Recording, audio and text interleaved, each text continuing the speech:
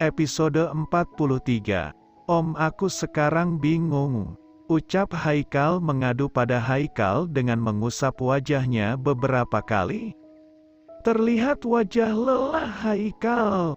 Bingung kenapa? Tanya Damian. Aku menyukai seseorang om, tapi... April. Potong Damian menebaknya. Om hebat. Puji Haikal tersenyum. CK. Sebodoh apapun orang pasti bisa menembaknya. Terlihat jelas dari perlakuanmu pada April dan dari cara kamu memperlakukan Vino anaknya. Kamu pun terlihat selalu memperhatikan April. Ujar Damian. Om yang terlalu memperhatikanku. Jawab Haikal terkekeh kecil. Tingkahmu beda bila di dekatnya. Tapi April tidak om. Dia tidak peka dengan apa yang aku lakukan. Beberapa kali aku sudah menyinggung masalah itu, tapi dia juga seperti tidak mengerti. Seolah cuek om, ucap Haikal menarik nafas panjang. Dia hampir putus asa dengan respon April. Perempuan itu seperti jinak-jinak merpatikal. Terkadang dia datang dengan sendirinya dan terkadang pergi saat kita mulai mendekat. Mungkin April tipe perempuan yang harus diungkapkan. Atau dijelaskan dahulu baru mengerti, bukan diberi kode langsung mendekat. Terkadang ada rasa lelah om, saat menebar umpan yang tak kunjung terkena kailnya. Ungkap Haikal, kamu kira April ikan apa? Atau jangan-jangan kamu menyukai banyak perempuan lain? Celetuk Adele yang baru datang dengan membawakan 2 gelas teh hangat.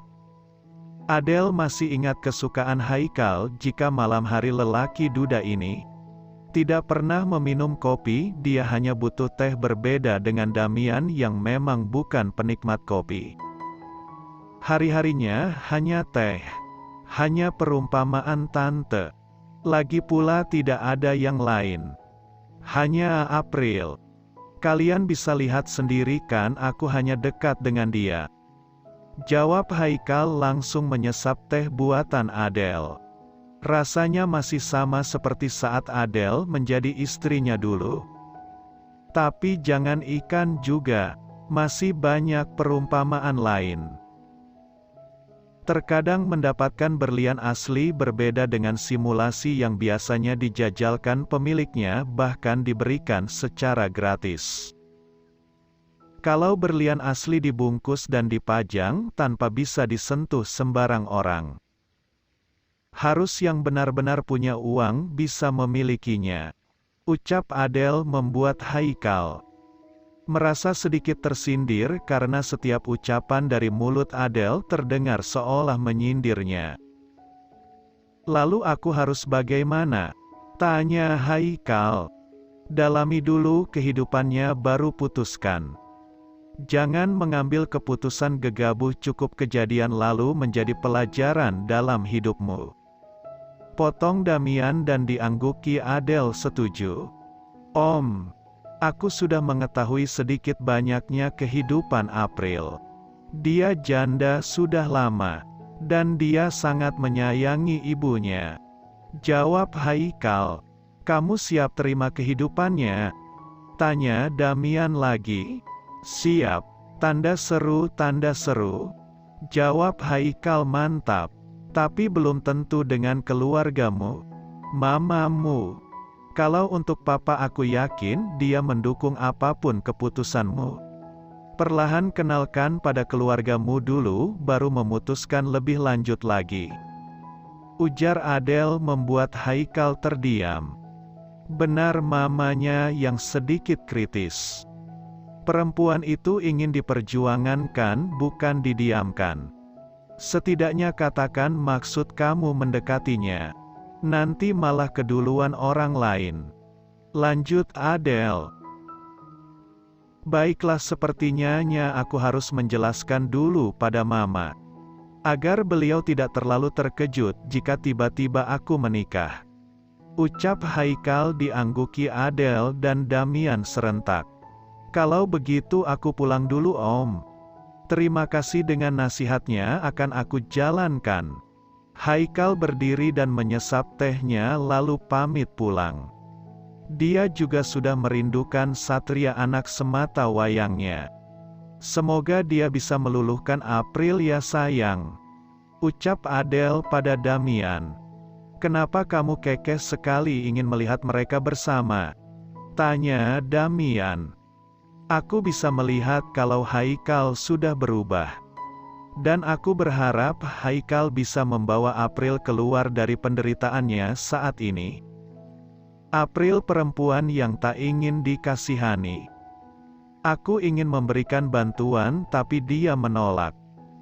Aku harap Haikal bisa menjadi penolong untuk April dan menghidupi April serta Vino. Memberikan pengobatan yang layak untuk ibunya. Jelas Adele. Semoga saja ya sayang. Kita berdoa yang terbaik untuk mereka. Ucap Damian menarik Adele ke dalam pelukannya. Pagi ini semua sudah bersiap. Haikal sendiri sudah rapi. Dia janji untuk menjemput April pagi ini. Sayang, jangan nakal ya, kasihan Oma dan Opa menjagamu kalau kamu nakal. Ucap Haikal pada Satria. Pa,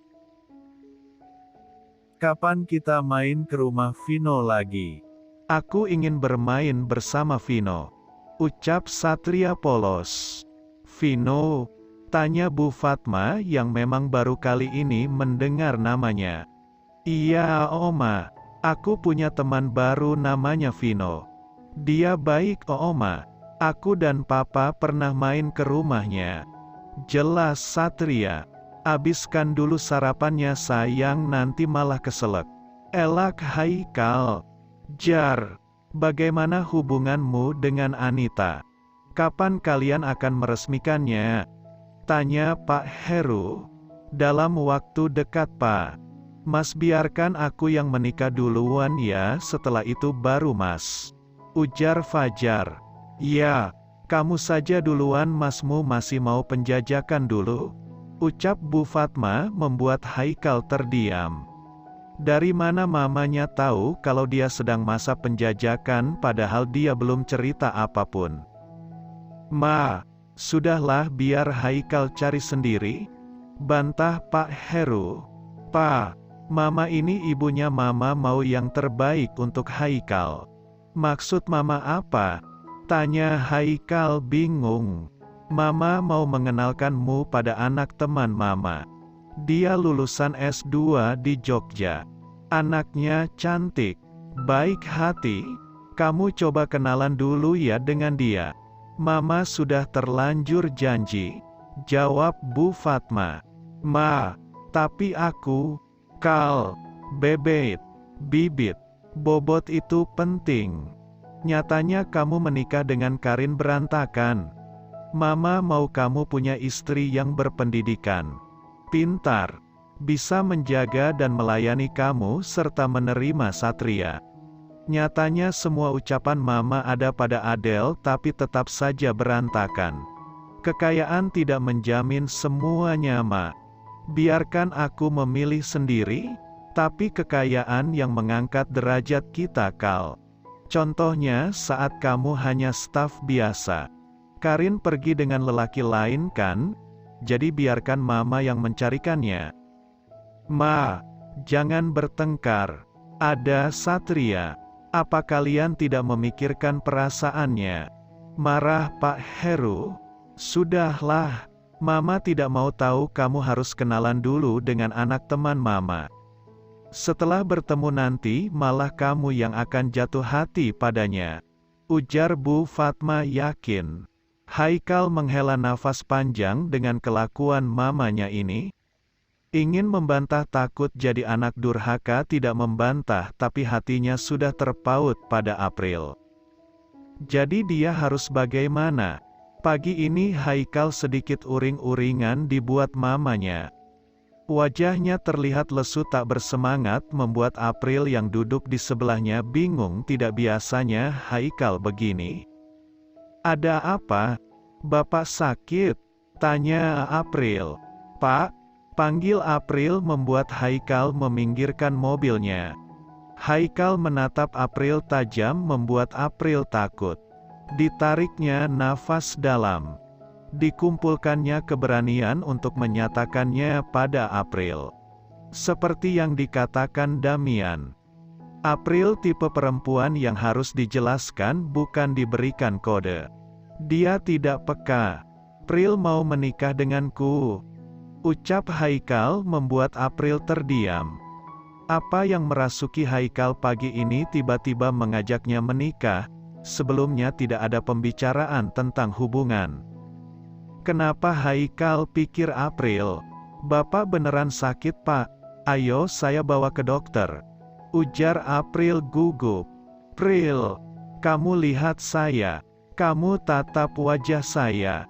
Saya ingin menikahi kamu, April. Saya serius, saya tidak sakit.